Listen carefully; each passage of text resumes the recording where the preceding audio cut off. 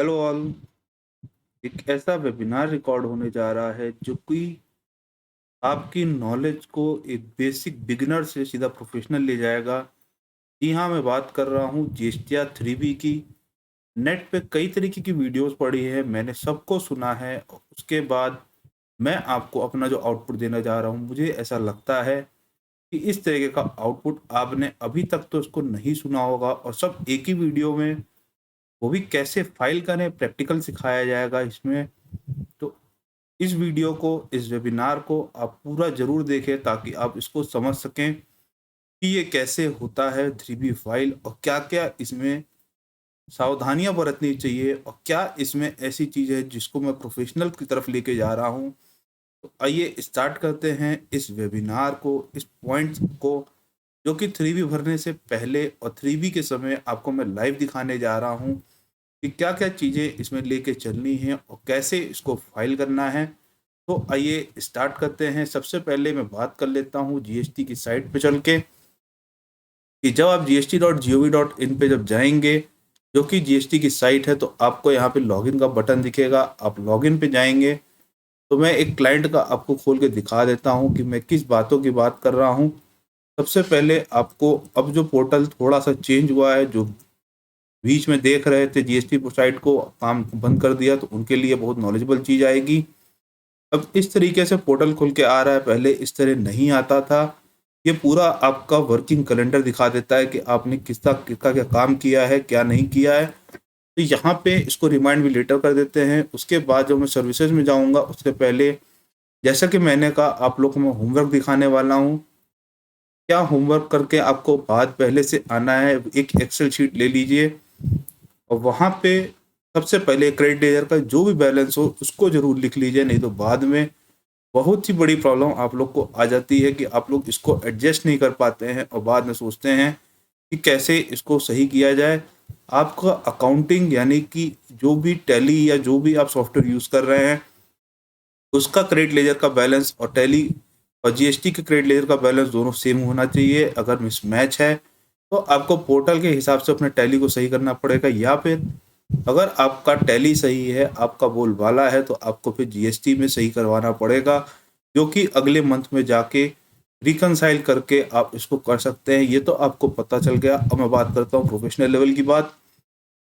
Rule 36 एक चलता है जीएसटी में, जो कि कहता है कि जैसे कि अभी मार्च क्लोज हुआ है, मार्च क्लोज होने के बाद की बात की जाए, तो यहाँ पे वो कहता है कि आपको पिछले अप्रैल से लेके अप टू मार्च 21 तक की जो बात है, इसकी आप जो भी आईटीसी छूटी हुई है, उसको आप 30 सितंबर से पहले-पहले क्लेम कर सकते हैं। तो अब आपको मेरी बात समझ में आ गई होगी कि अगर कोई भी आईटीसी मार्च तक की छूटी हुई है, आपको लगता है कि जीएसटी पोर्टल पे नहीं आई है, जिसकी वजह से यहाँ पे बैलेंस कम दिख रहा है और आपका बैलेंस होना चाहिए ज़्यादा, तो वहाँ पे आप क्या करेंगे, वहाँ पे सीधा आपको वो आईटीसी के बिल को रिकंसाइल करना है, बिल्स अलग करने हैं, और अपने सीए साहब को, अकाउंटेंट साहब को आप खुद करते हैं तो खुद इस पे आप उतनी आईटीसी उस मंथ में जोड़ लेंगे। लेकिन उसके लिए आपको फिर फाइल करना पड़ेगा एनुअल रिटर्न, और एनुअल रिटर्न में अपने आप को डिस्क्लोज करना पड़ेगा कि हाँ, ये बिल्स मुझसे छूट गए थे, और उसके बाद ही ये मैंने पॉइंट आगे भगाया है। तो ये एक बात मैंने आपको यहीं बता दी प्रोफेशनल लेवल की।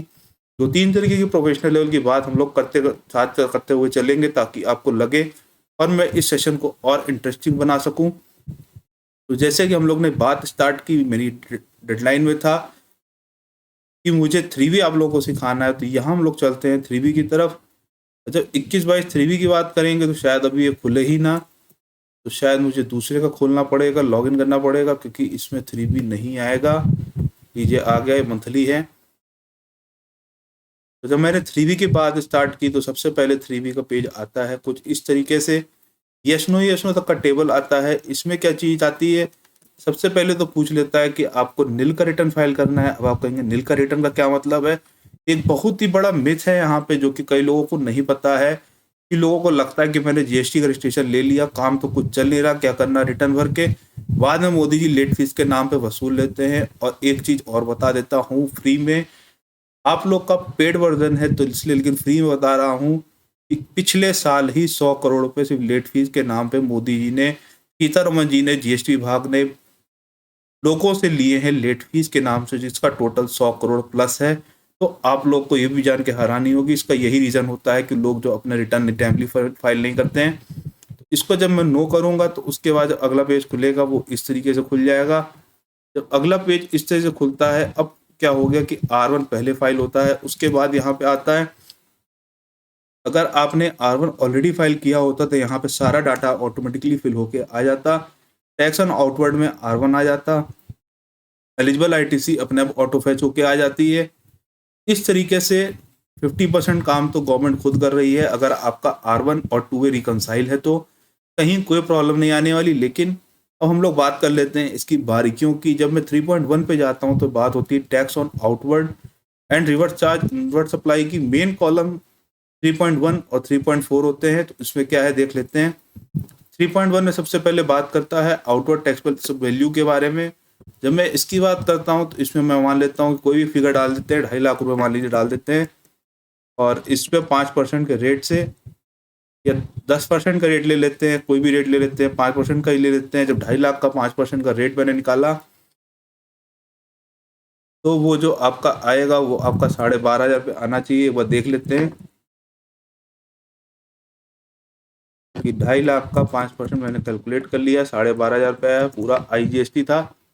उसके बाद इसी को मैंने यहाँ सेव भी कर सकता हूँ, लेकिन बाकी चीज़ें भी देख लेते हैं। जब मैं बाकी चीज़ों पे देखने की बात कर रहा था तो और मुझे अगली चीज़ दिखी, outward supplies, outward taxable supplies zero rated. अगर कोई जीरो रेटेड है तो वो आ जाएगी। उसके बाद है नील रेटेड या एग्जेम्प्ट, मतलब जिसका रेट नील हो चुका है या जो एग्जेम्प्ट हो चुका है। उसके बाद inward supply liable to reverse charge, अभी भी एक नई चीज़ आ गई है। ये भी अब अपने आप भरा भराया मिलता है, आपको इसको भी भरने की जरूरत नहीं होती। अगर पार्टी ने अपना 2A डाल दिया होगा, आपको रिवर्स चार्ज के अंदर का टैक्स जमा करना होगा तो आप इसको रिवर्स चार्ज के अंदर में टैक्स जमा कर सकते हैं। उसके बाद नॉन GST आउटवर्ड सप्लाई, जैसे पेट्रोल डीजल की बात हो जाती है, नॉन GST होते हैं कि GST में ही नहीं है। निल रेटेड, एग्जेम्प्टेड और नॉन GST तीनों बहुत बड़ा अंतर होता है। निल रेटेड एग्जेम्प्टेड तो एक कैटेगरी में कहा जा सकता है कि आज की डेट में निल है या एग्जेम्प्ट है, बाद में उसको टैक्सेबल किया जा सकता है। लेकिन जो नॉन GST है वो जब तक काउंसिल उसको GST में नहीं लाएगा हम उस पर कोई टैक्स नहीं लगा सकते। तो एक चीज़ तो ये हो गई। इसी तरीके से आपको इसके सारे फिगर डालने पड़ेंगे। तो उसके बाद बात आगे कर लेते हैं कि जब ये फिगर्स आगे पड़ गए, चलिए डाल ही देते हैं, मैंने हटा दिया था। मैं आपको इसमें जो दिखाने जा रहा हूँ बहुत ही बड़ी चीज़ लेके जाऊँगा, आपको समझ में आ जाएगा कि मैं क्या कहना चाह रहा था। ये बात कर ली, यहाँ भी कुछ फिगर्स डाल देते हैं। ये हो गया कंफर्म। जो लास्ट में बताऊंगा प्रोफेशनल टच होगा, और प्रोफेशनल टच देख के आप खुद कहेंगे हाँ सर आपने सही चीज़ बता दी। फिर आगे इंटर स्टेट सप्लाई में, अगर आपने कोई भी सप्लाई करी है अनरजिस्टर्ड पर्सन को तो उसकी डिटेल यहाँ पे आ जाएगी। कंपोजिशन को करी है तो उसकी डिटेल आ जाएगी। UIN होल्डर्स होते हैं उनको की तो उसकी डिटेल यहाँ पे आ जाएगी।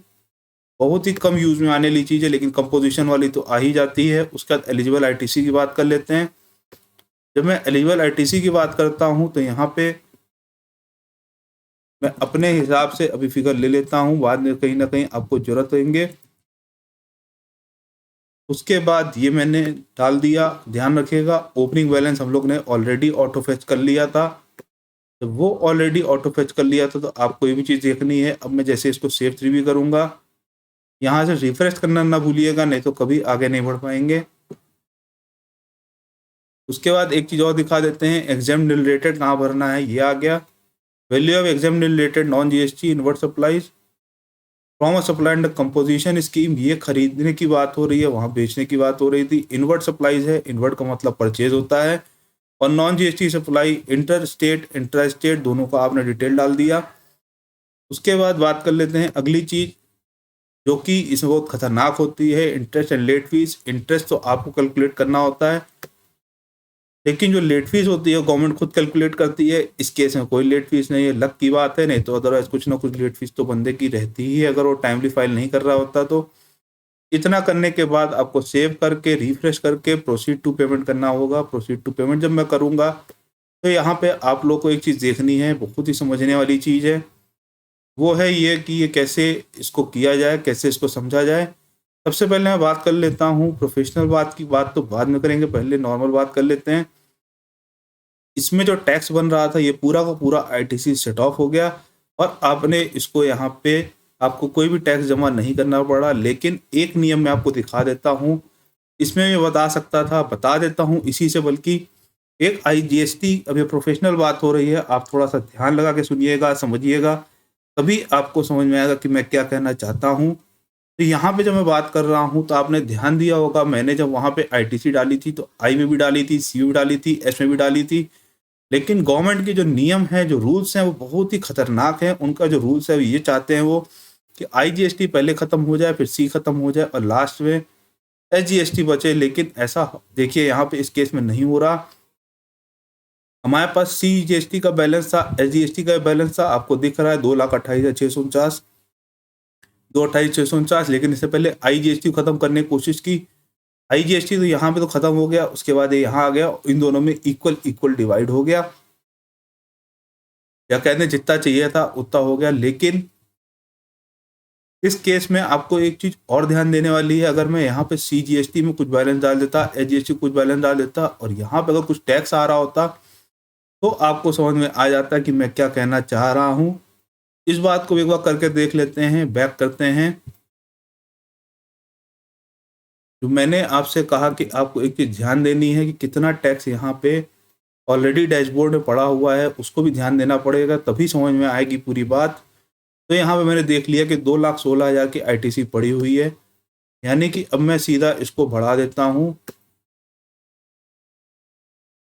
ये वाले टैक्स को सीधा मैं कर देता हूँ यहाँ पे 4.5 लाख रुपए। तो आपको समझ में आ जाएगा मैं क्या कहना चाहता हूँ। तो इसको कर लेते हैं 10 लाख रुपए, इसको कर लेते हैं 50,000 रुपए, इसको कर देते हैं कंफर्म।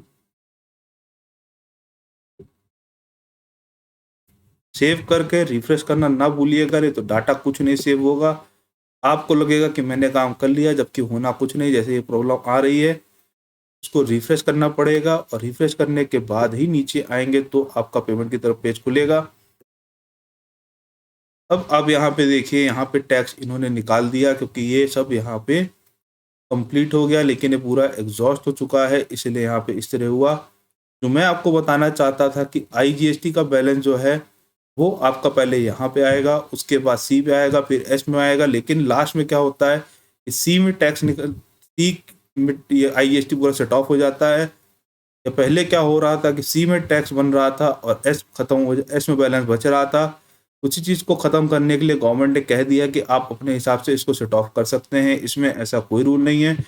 इसके करने के बाद आपको मेक पेमेंट पे जाना है। एक बार मेक पेमेंट आपने कर दिया तो लास्ट सेट ऑफ का ऑप्शन आएगा, उसको यस कर दिया तो आप इसमें 3B में कोई चेंज नहीं कर सकते। इस महीने के 3B में कोई चेंज नहीं हो पाएगा।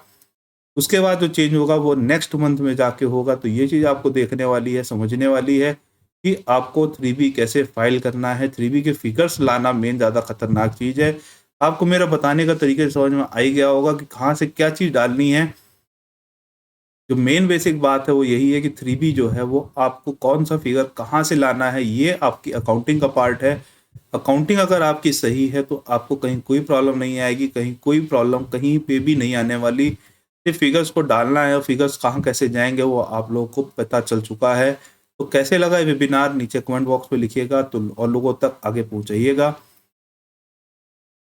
और इस पेड वर्जन में इसी तरीके की अपडेट्स पाने के लिए नीचे व्हाट्सएप नंबर फ्लैश है, कोई भी तरीके की आप बात मुझसे कर सकते हैं, कांटेक्ट कर सकते हैं। तो यहीं पे वीडियो को समाप्त करता हूँ। Till then Tata.